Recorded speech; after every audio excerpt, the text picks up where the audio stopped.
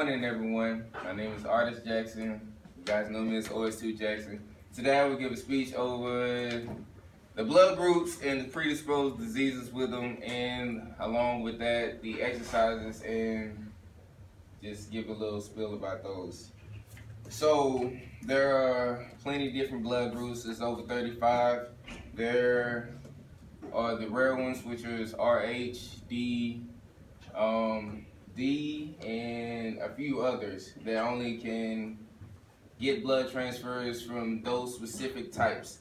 Now, today I will only discuss the 8 common ones, or 4, which is the O, A, B, and AB, these positive and negative of each.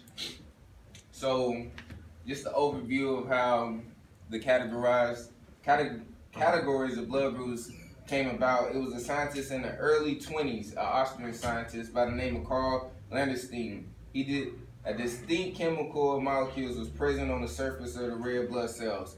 He named one of those A, and then he named the other one a B. Now, if it was neither on the presence of the surface, then that blood group could be considered O, or rare.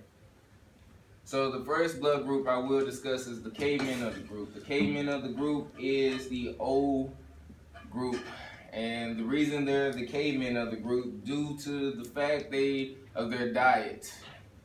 They eat red meat, or it's recommended for red meat, poultry, fish, and vegetables. No grain at all. But with that, it's easy for them to control their weight due to the exercise recommended for this specific blood group, which is vigorous exercises like running, biking, cycling for over an hour. Now, the predisposed diseases along with this blood group are stomach ulcers. Stomach ulcers, and it takes a longer time for adrenaline. So if you scare them, shock them, they get excited. It takes a longer time for adrenaline to get out of their bloodstream.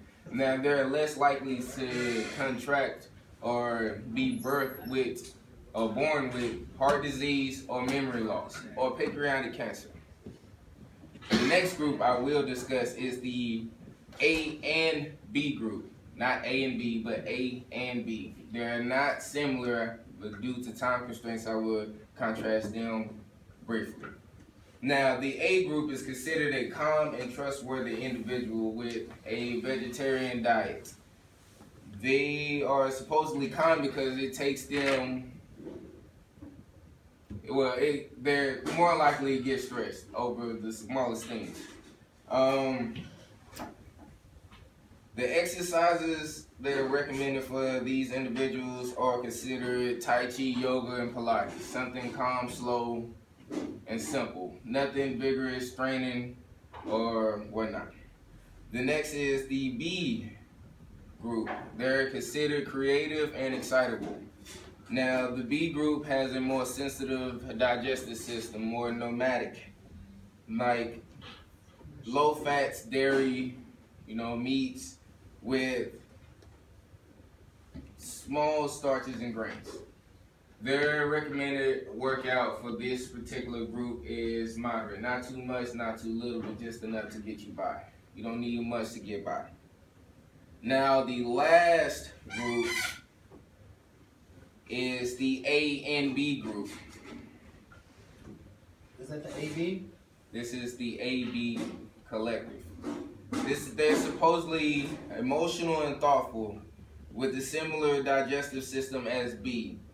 It's recommended that they have seafood, tofu, with a lot of vegetables, avoidance of red meat, poultry, and a lot of grain.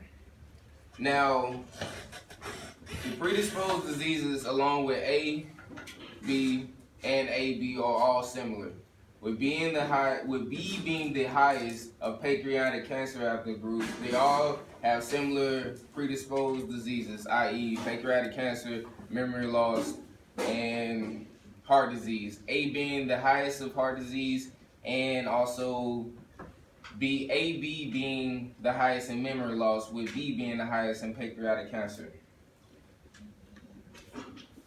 Now, the workouts for AB are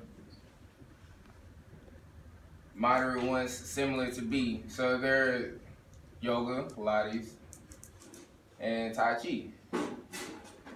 Now, hopefully this little speech will get you guys interested, dig deeper into your own blood types and figure out what it is so you're neither harming or helping yourself.